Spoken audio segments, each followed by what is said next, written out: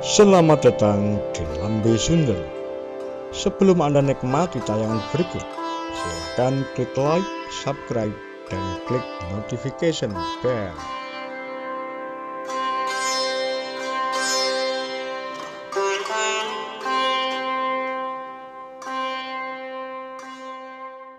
Dokumen rahasia Amerika Serikat yang berkaitan dengan gerakan 30 September 1965. Berikut ini isi dari dokumen nomor 16, 17, 18, 19, dan 20. Dokumen 16. Airgram A353 Joint Vika number 45 from U.S. Embassy Jakarta to State Secret November 30, 1965.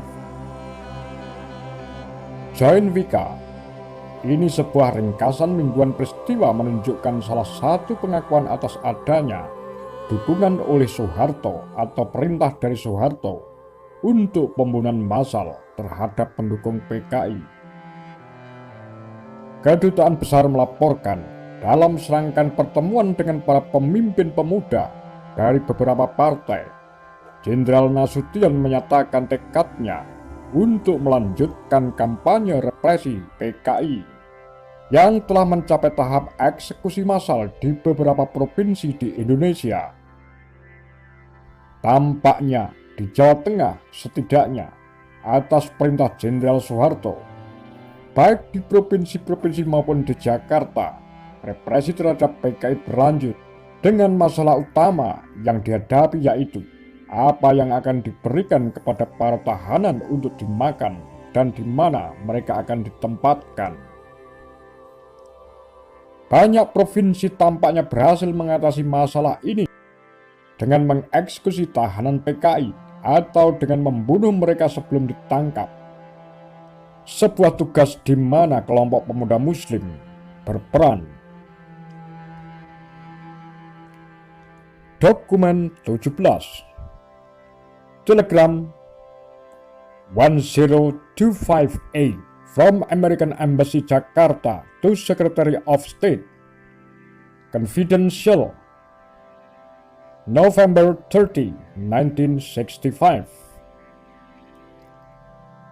Dokumen luar biasa ini menggambarkan sebuah pertemuan antara staf kedutaan besar dan sekretaris pertama Polandia, Andrzej Graczyk.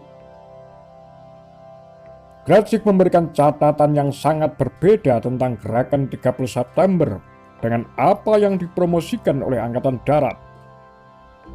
Dia mengusulkan gagasan itu berasal dari luar PKI, dan bahwa hal itu dimaksudkan sebagai operasi intra pemerintah untuk menangkap sejumlah jenderal.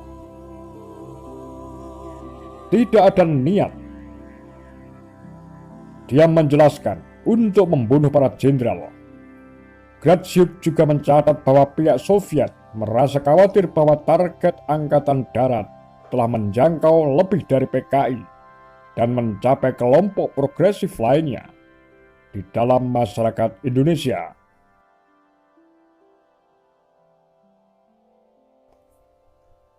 Dilaporkan bahwa mengapa PKI tidak bertindak dalam menghadapi penindasan Angkatan Darat. Diperkirakan mungkin PKI terlalu terbiasa menerima perintah dari Soekarno untuk mengetahui bagaimana bertindak secara independen begitu rencana semula tidak berjalan semestinya.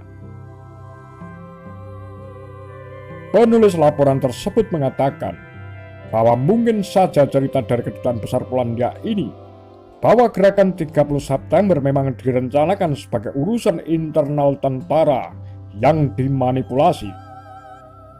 Hal ini ditunjukkan tidak semua staf KBRI sepenuhnya percaya pada versi propaganda resmi Angkatan Darat, atau mereka memang tahu bahwa itu palsu. Dokumen 18. Telegram 184A from American Consulate in Medan to the American Embassy in Jakarta, confidential, December 6, 1965. Telegram ini melaporkan bahwa kelompok Islam Muhammadiyah di Medan sedang mengeluarkan instruksi-instruksi yang menyatakan bahwa adalah suatu kewajiban agama untuk membunuh PKI. Instruksi ini bahwa anggota PKI adalah tingkat kafir terendah yang penumpahan darahnya sebanding dengan membunuh ayam, disebarkan di masjid-masjid. Instruksi-instruksi ini dilaporkan, ditafsirkan sebagai izin luas untuk melakukan pembunuhan. Organisasi Islam Nahdlatul Ulama dikatakan memiliki posisi yang sama.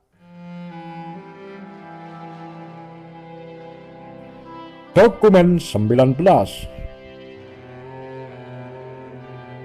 Telegram 1838 from American Consulate in Medan to American Embassy in Jakarta, confidential, December 6, 1965. Laporan ini menjelaskan militer memperkuat cengkeramannya pada semua aspek kehidupan politik di Sumatera. Laporan tersebut melaporkan bahwa gubernur dan pemerintah kabupaten kepulauan sekarang berada di bawah kendali militer. Pihak militer juga membentuk sebuah organisasi payung muslim untuk merangkul dan mengendalikan semua organisasi muslim. Dicatat, keinginan militer agar partai politik tetap ditekan. Memang, militer melanjutkan proses ini lebih jauh. Front Nasional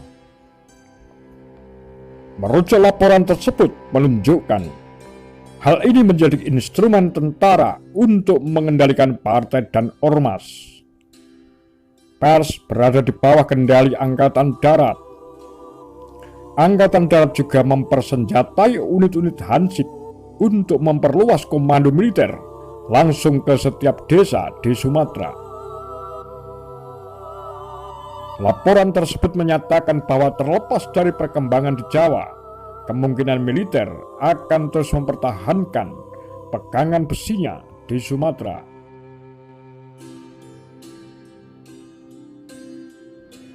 Sebagai akibat daripada satu kup PKI yang gagal pada tahun 65, memang ada daripada tahanan-tahanan daripada Partai Komunis Indonesia itu.